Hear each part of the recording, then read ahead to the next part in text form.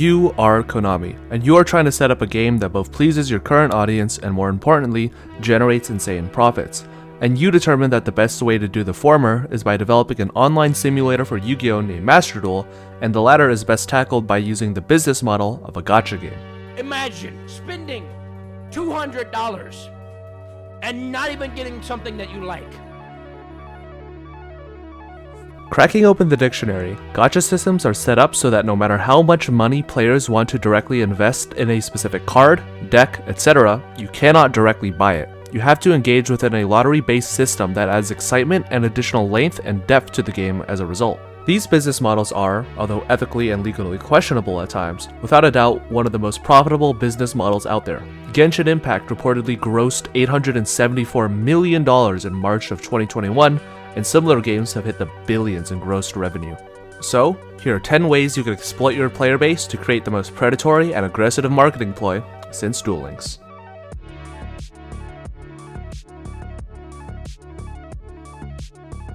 Step number 1. Don't waste your players' time. Many of your players who are familiar with Yu-Gi-Oh! As a whole are not exactly looking to hop into solo mode for 30 hours to get a Karakuri pet.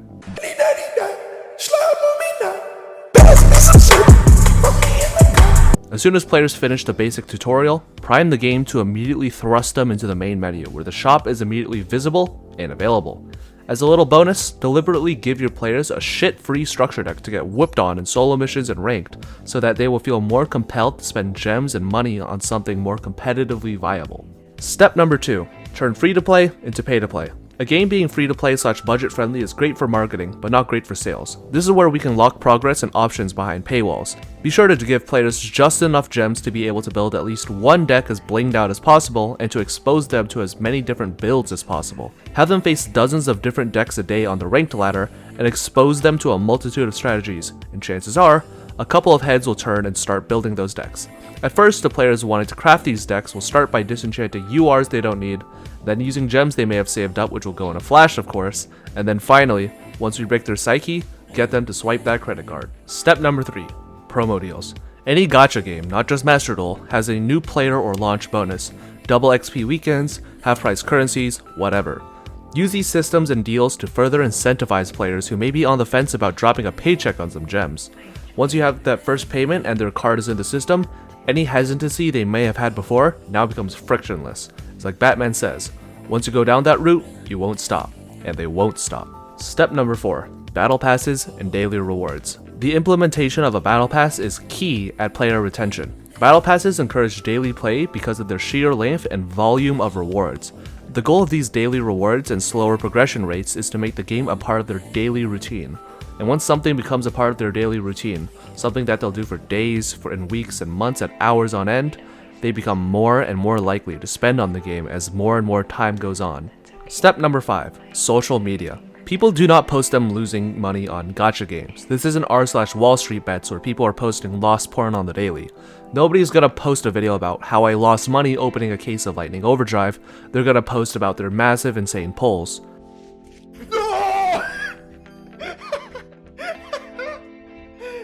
Yo, let's go, I'm tapped into the mainframe. Social media and content creators hype up their insane pulls and give the illusion of pull rates being much higher than they actually are.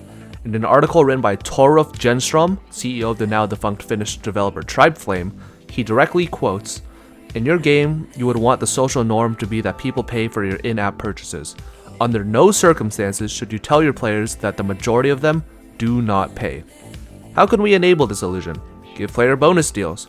Work out advertising deals on social media channels, whether by directly sending them product or a couple of gems to use for a sponsored opening, or indirectly by advertising your game on channels with impressionable audiences, such as Twitch chat. Step number 6. The Endless Sea. Gerstrom says in a presentation, make it possible to spend at least $1,000 on in-app purchases. Yu-Gi-Oh! Has over 10,000 cards and hundreds of different decks.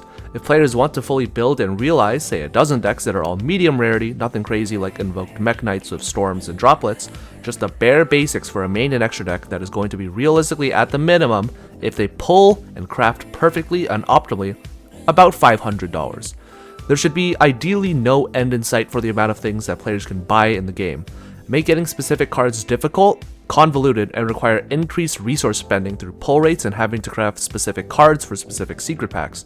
Bundle deals, mates, sleeves, icons, make anything and everything purchasable. Purposely set up your game to spread your audience's gems as thinly as possible and on a bunch of different things. And once these people have gotten a taste, some of the people you're able to hook can't stop and they'll wail out. Step number 7. Appeal to the 4 types of gamers. There are 4 types of gamers that exist. Killers, who want to win above all else. Socializers, people who play for the social experience. Explorers, people who play games for novel experiences. And achievers, people who want to experience progression and collection. How do you appeal to these types of players? Well, we give them what they want. Killers, we can incentivize with pay-to-win models. However, designing a game in that fashion hurts marketing and brand image, so do it subtly by making certain high-power archetypes and decks fundamentally have more URs in both their engine and surrounding cards. Socializers, they're looking to have fun at best, not a whole lot of money we can milk out of them. The best approach is to give them customization options, such as purchasable mates and sleeves. Explorers can be best appealed to with new content such as DLC and expansions. However, this doesn't actually make us much money and could actually cost us money to develop. The horror. What we need to most importantly do is appeal to the last and more demographic, the achievers. What do? We sell them convenience. Don't want to grind out solo mode or daily missions? Just slide us over $20 and get 10 to 20 packs to build the shell of a deck with. Being able to cut down on grinding, being able to optimize decks on ranked ladder 10 times faster than everyone else, this is what most players who play Master Duel are most susceptible to. Step number 8, the IKEA Effect. Players don't want things to be handed to them 100% of the time. That takes away the fun of the game and will ultimately kill their experience. This is a game after all, not a charity. Instead, make them work for their gems and crafting materials. Do your best to employ systems that make players work for their rewards and be rewarded just enough for them to feel like the bee's knees. This is called the IKEA Effect, where it describes that we love things more if we feel like we've made them. If we get players to grind solo mode, get a couple of gems with mates, and they pull a UR with some of those gems, that's a great way of hooking them on our game overall, and as a result, gets them one step closer to spending thousands. Step number 9, the sunk cost fallacy. The sunk cost fallacy is the idea that people are more likely to keep investing in an already failed or failing endeavor because of the amount of time, resources, and money they've already put into the product. This goes hand in hand with the gambler's fallacy, where it describes people will believe that they are closer to hitting a jackpot after repeatedly failing in the past. Key players hooked just enough on pulling garbage that ultimately were able to give them a taste of victory. See how much players are willing to spend and cater pull rates towards their spending habits, or have a general blanket rule regarding pity pull rates if they don't pull any URs to keep them invested, and spending more to just finally get that last bit of dust. And step number 10, do not make a skill-based game. Make sure your game is not too skill-based, because if players feel like they're able to ultimately succeed in a skill-based game, such as Melee or StarCraft, there will be no reason for them to pay. Create new product that invalidates older decks and turns them into rogue or entirely joke competitive options. Make sure to create cards that power creep existing ones at a high rarity, of course. Be sure to do your best to create a game that incentivizes spending hundreds of hours or dollars into buying and investing in the best, greatest, and most high rarity cards and archetypes out there. Ultimately, remember this fact of life. Most people don't like to compete on solely skill. People want to compete on luck, time invested, and the ability to swipe a credit card. And that's it. Now go out there, monetize the hell out of your new IP, and enjoy playing with your billions and billions of dollars.